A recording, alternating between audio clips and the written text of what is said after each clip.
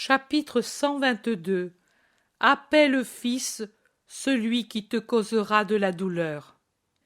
Jésus quitte le plateau du Carmel et descend par les sentiers humides de rosée, à travers les bois qu'animent de plus en plus les trilles et les voies, sous le premier soleil qui dore la pente orientale de la montagne. Quand la légère nuée, produite par la chaleur, se dissipe sous le soleil, la plaine d'Esdraelon apparaît dans toute sa beauté de ses vergers et de ses vignes qui entourent les maisons.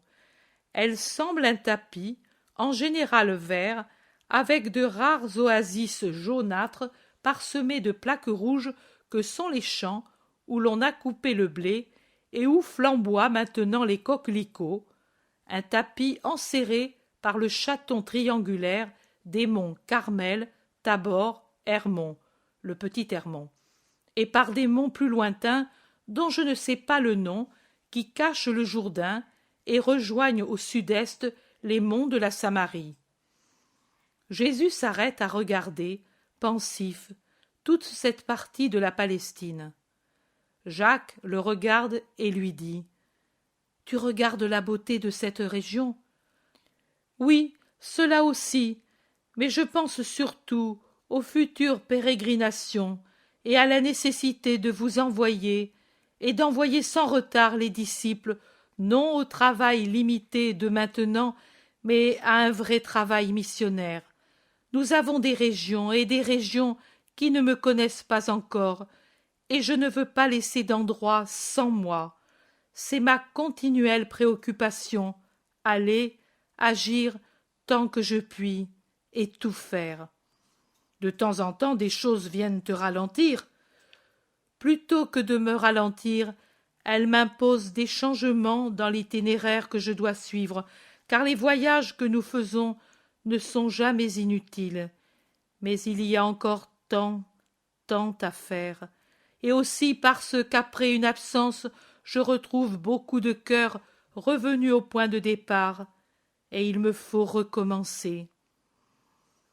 Jacques dit : « Oui, elle est accablante, et elle dégoûte cette apathie des esprits, cette inconstance et cette préférence pour le mal. » Accablante. Il ne faut pas dire qu'elle dégoûte. Le travail de Dieu ne dégoûte jamais. Les pauvres âmes doivent nous inspirer de la pitié, pas du dégoût. Nous devons toujours avoir un cœur de père, de bon père. Un bon père n'éprouve jamais de dégoût pour les maladies de ses fils. Nous ne devons pas en éprouver, nous, pour personne. Jésus, me permets-tu de te poser des questions ?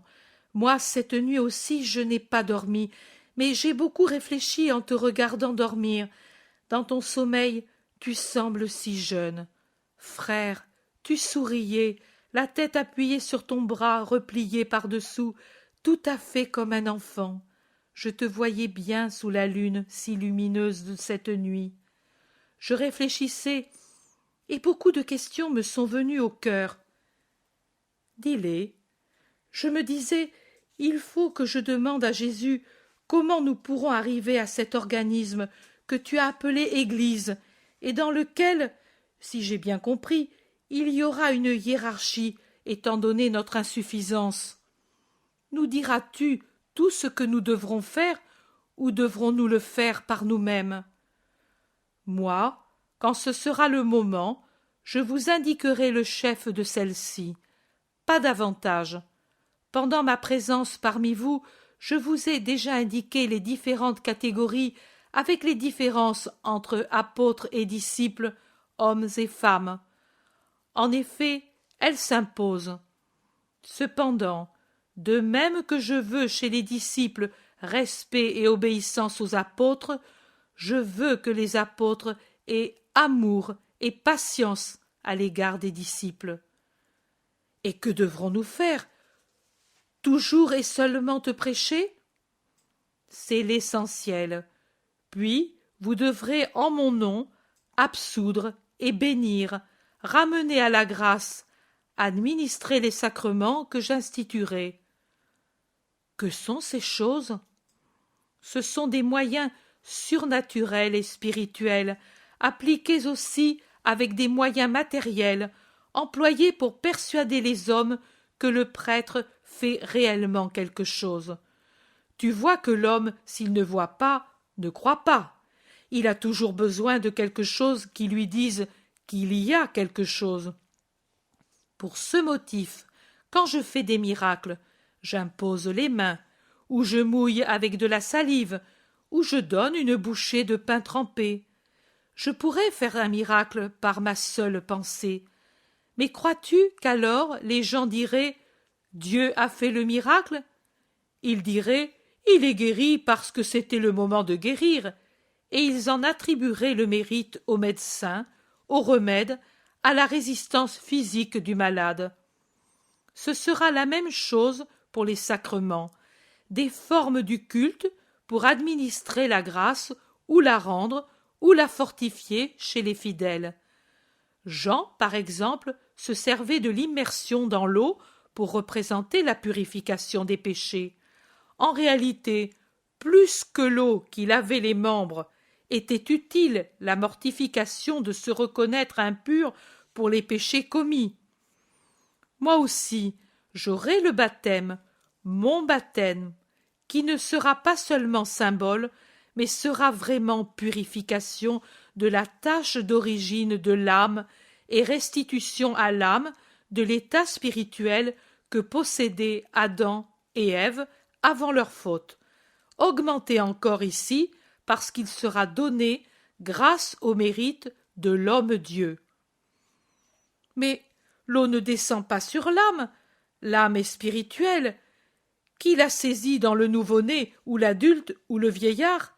Personne. Tu vois que tu admets que l'eau est un moyen matériel sans effet sur une chose spirituelle? Ce ne sera donc pas l'eau, mais la parole du prêtre, membre de l'Église du Christ, consacré à son service, ou d'un autre vrai croyant, qui dans des cas exceptionnels le remplace, qui opérera le miracle de la rédemption de la faute d'origine du baptisé, du baptisé, du baptisé.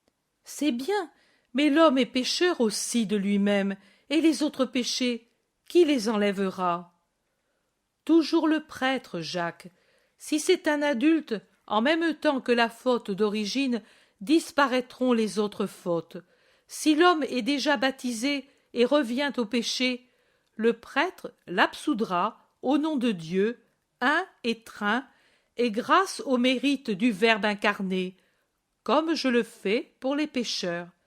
Mais toi tu es saint, nous, vous devez être saints, parce que vous touchez des choses saintes et administrez ce qui est à Dieu. Alors nous baptiserons plusieurs fois le même homme, comme fait Jean qui accorde l'immersion dans l'eau autant de fois que quelqu'un vient à lui. Jean, dans son baptême, ne purifie que par l'humilité de celui qui s'immerge. Je te l'ai déjà dit.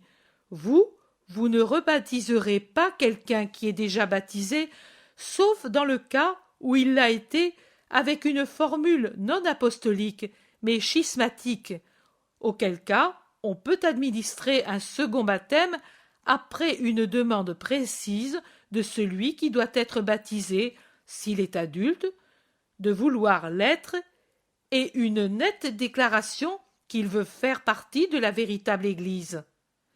Les autres fois, pour rendre l'amitié de Dieu et pour être en paix avec lui, vous vous servirez de la parole du pardon unie au mérite du Christ, et l'âme, venue à vous avec un vrai repentir et une humble accusation, sera absoute. Et si quelqu'un est malade, au point de ne pouvoir se déplacer, mourra-t-il alors dans le péché? À la souffrance de l'agonie, ajoutera-t-il celle de la peur du jugement de Dieu? Non, le prêtre ira trouver le mourant et l'absoudra. Il lui donnera même une forme plus large d'absolution, non pas globale, mais pour chaque organe des sens par lequel l'homme arrive généralement à pécher. Nous avons en Israël l'huile sainte, composée suivant la règle donnée par le Très-Haut et avec laquelle on consacre l'autel, le pontife, les prêtres et les rois. L'homme est vraiment un autel, et il devient roi par son élection au siège du ciel.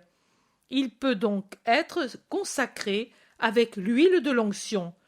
L'huile sainte sera prise avec d'autres parties du culte israélite et employée dans mon Église, bien qu'avec d'autres emplois, parce que, en Israël, tout n'est pas mal et ne doit pas être répudié, mais au contraire, il y aura beaucoup de souvenirs des usages anciens dans mon Église.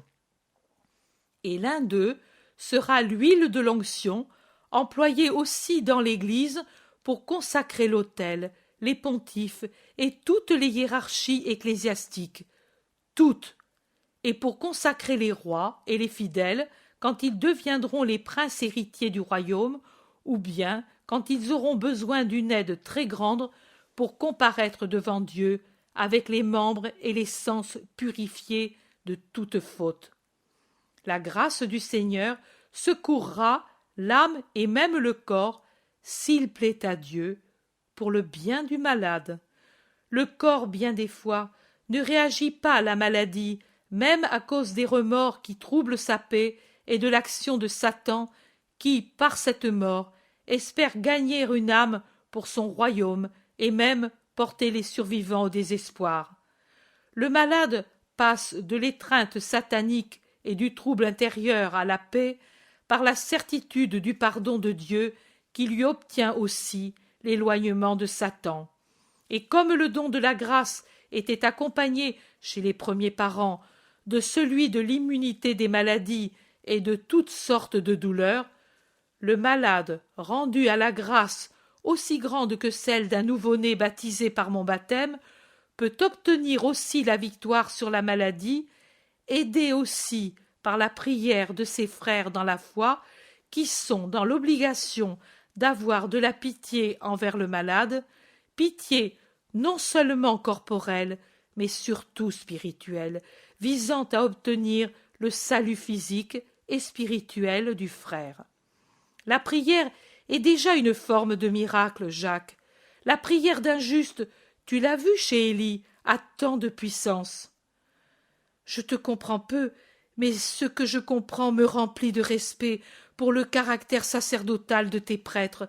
Si je te comprends bien, nous aurons avec toi beaucoup de points communs, la prédication, l'absolution, le miracle.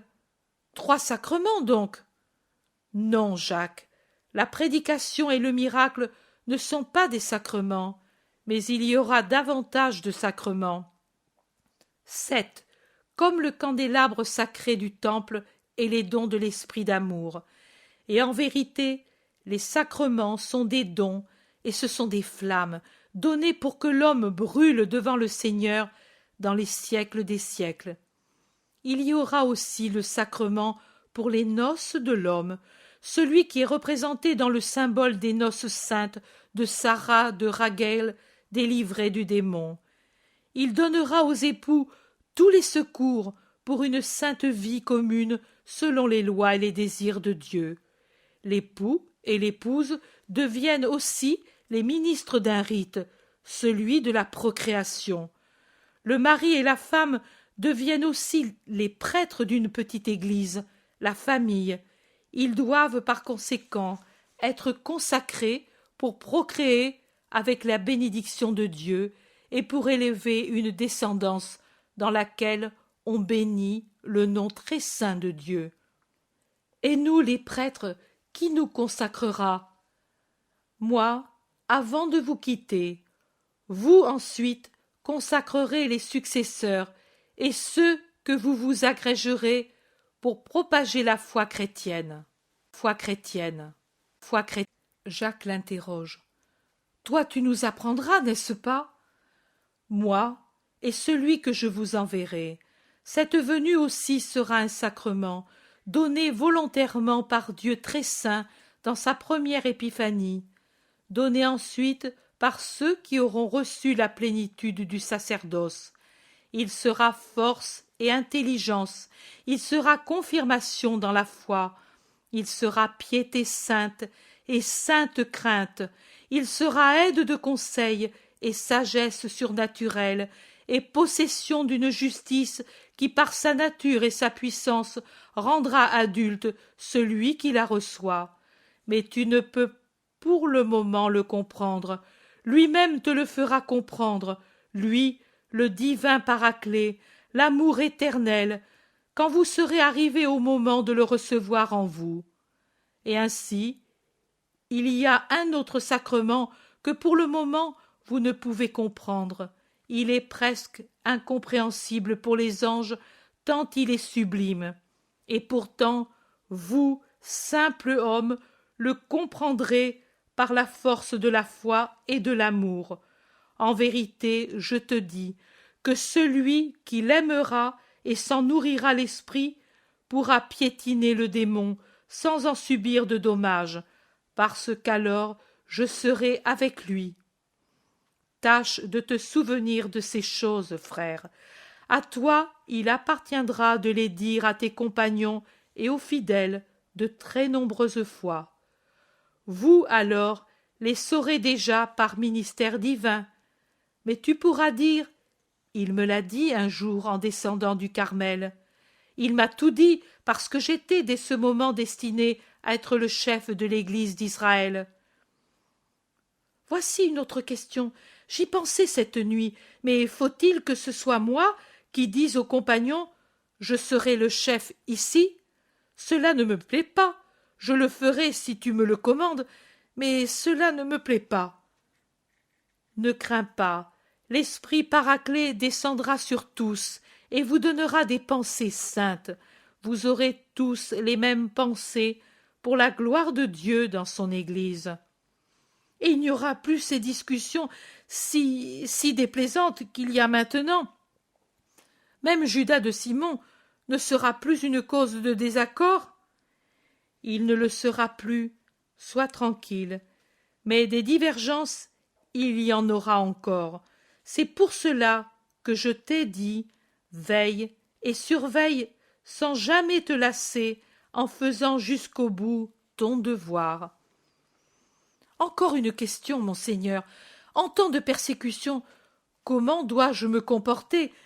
Il semble, d'après ce que tu dis, que je doive rester seul des 12.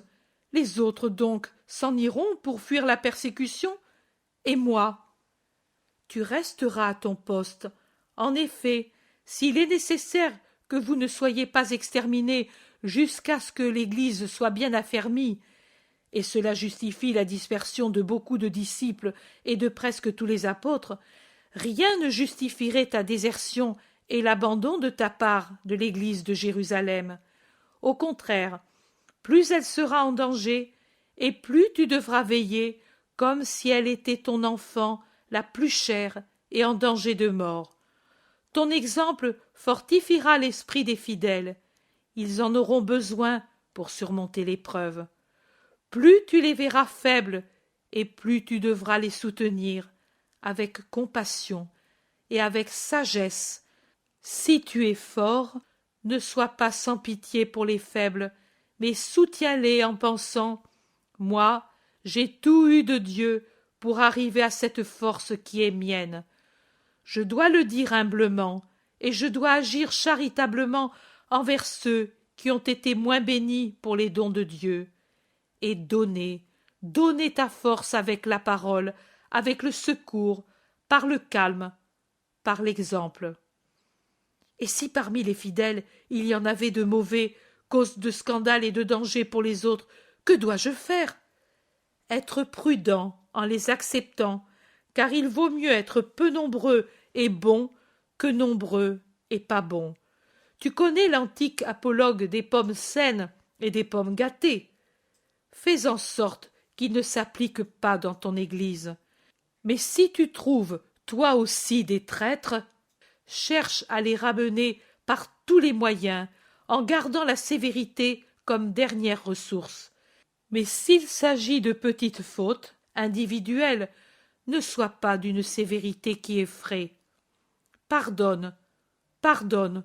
Le pardon, joint aux larmes et aux paroles d'amour, agit plus que l'anathème pour racheter un cœur. Si la faute est grave, mais le fruit d'un assaut imprévu de Satan, si grave que le coupable éprouve le besoin de fuir ta présence. Va à la recherche du coupable, parce que c'est un agneau dévoyé, et tu es le berger. Ne crains pas de te rabaisser toi-même en descendant par les chemins fangeux, en allant à la recherche des âmes à travers les marécages et les précipices. Ton front se couronnera alors de la couronne du martyre de l'amour, et ce sera la première des 3 couronnes. Et si toi-même tu es trahi, comme l'ont été le Baptiste et tant d'autres, parce que tout saint a son traître, pardonne, plus à lui qu'à aucun autre. Pardonne comme Dieu a pardonné aux hommes, et comme il pardonnera. Appelle encore Fils celui qui te donnera de la douleur, car c'est ainsi que le Père vous appelle par ma bouche. Et, en vérité, il n'y a pas d'homme qui n'ait pas causé de la douleur au Père des cieux. Un long silence pendant la traversée des pâturages où çà et là broutent des brebis. Enfin Jésus demande: Tu n'as pas d'autres questions à me poser? Non, Jésus, et ce matin j'ai mieux compris ma redoutable mission. Parce que tu es moins bouleversé qu'hier. Quand ce sera ton heure, tu seras encore plus en paix, et tu comprendras mieux encore. Je me rappellerai toutes ces choses, toutes sauf… Quoi, Jacques? Sauf ce qui ne me permettait pas de te regarder sans pleurer cette nuit, ce que je ne sais pas exactement si tu me l'as dit, et je devrais y croire si c'est toi qui l'as dit, ou bien si cela venait du démon qui voulait m'effrayer. Mais comment peux-tu être si calme si ces choses devaient vraiment se produire? Et serais-tu calme si je te disais: il y a un berger qui se traîne avec peine car il est estropié. Tâche de le guérir au nom de Dieu? Non, mon Seigneur, je serais comme hors de moi en pensant être tenté d'usurper ta place. Et si je te le commandais? Je le ferais par obéissance, et je n'aurais plus de trouble, parce que je saurais que tu le veux, et je ne craindrais pas de ne pas savoir faire. Car, sûrement, si tu m'envoyais, tu me donnerais la force de faire ce que tu veux. Tu le dis, et tu dis bien. Tu vois donc que moi, en obéissant au Père, je suis toujours en paix. Jacques pleure en baissant la tête. Veux-tu vraiment oublier? Ce que tu veux, Seigneur. Tu as 2 choix possibles: oublier ou te souvenir. L'oubli te délivrera de la douleur et du silence absolu auprès de tes compagnons, mais te laissera non préparé. Le souvenir te préparera à ta mission, car il n'y a qu'à se rappeler ce que souffre dans sa vie terrestre le Fils de l'homme, pour ne jamais se plaindre et pour se viriliser spirituellement en voyant tout du Christ, dans la lumière la plus lumineuse. Choisis.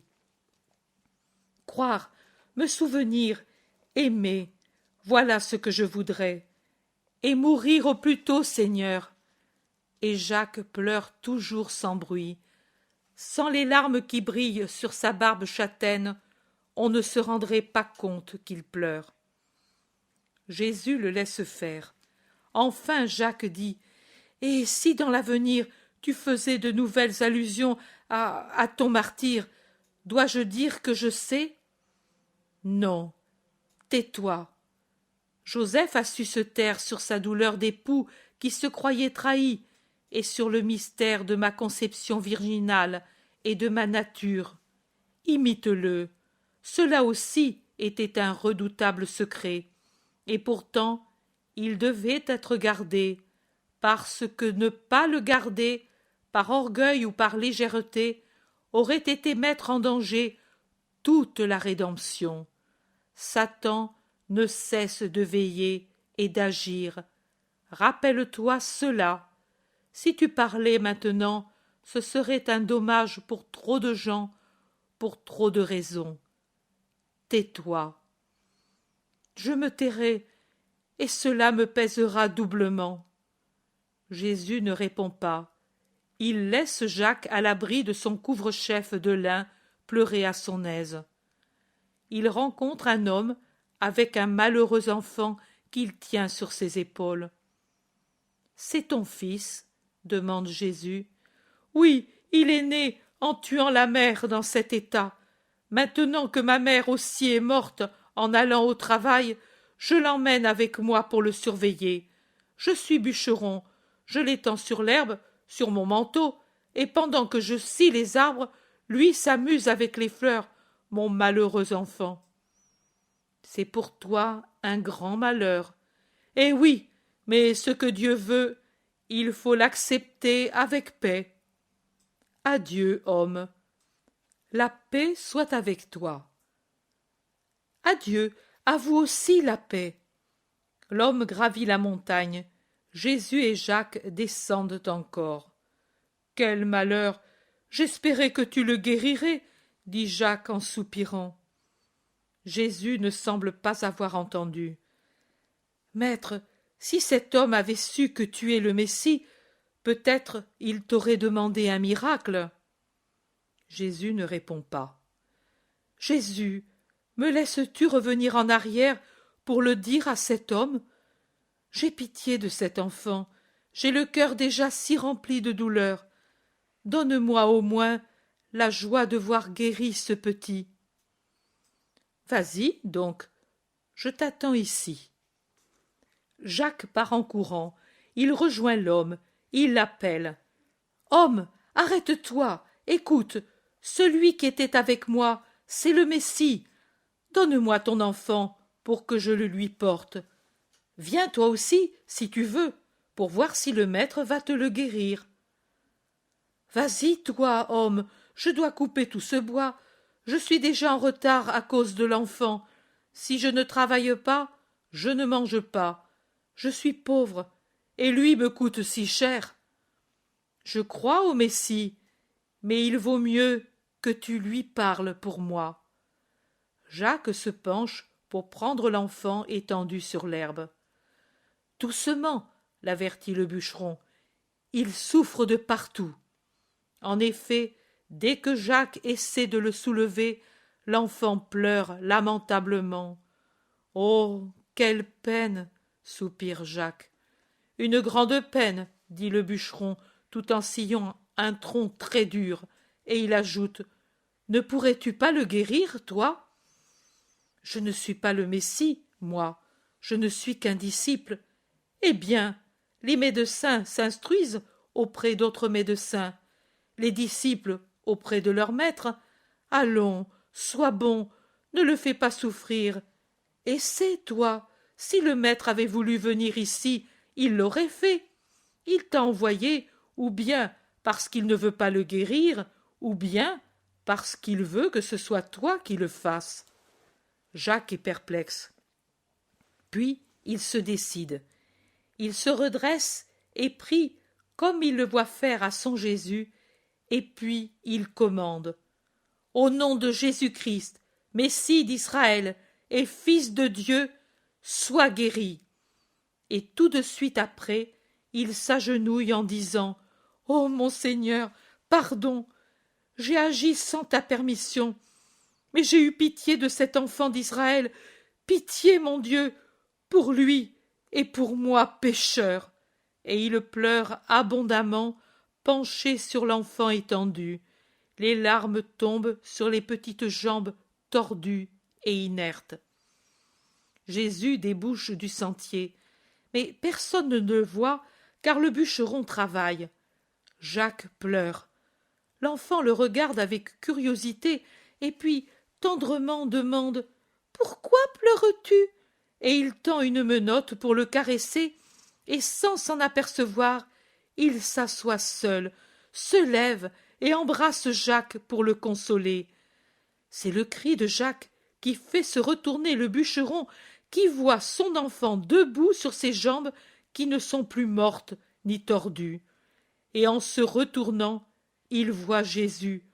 « Le voilà, le voilà !» crie-t-il en désignant par derrière Jacques. Jacques se tourne et voit Jésus qui le regarde avec un visage éclairé par la joie. « Maître, maître, je ne sais pas comment cela s'est fait.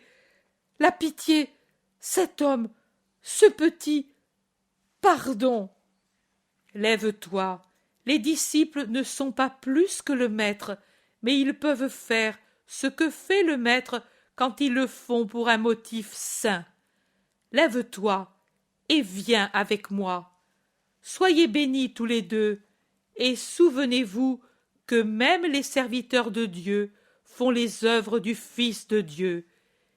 Et il s'en va en entraînant avec lui Jacques qui ne cesse de dire « Mais comment ai-je pu? Je ne comprends pas encore. Avec quoi ai-je fait le miracle en ton nom? » Par ta pitié, Jacques, par ton désir de me faire aimer par cet innocent et par cet homme qui croyait et doutait en même temps.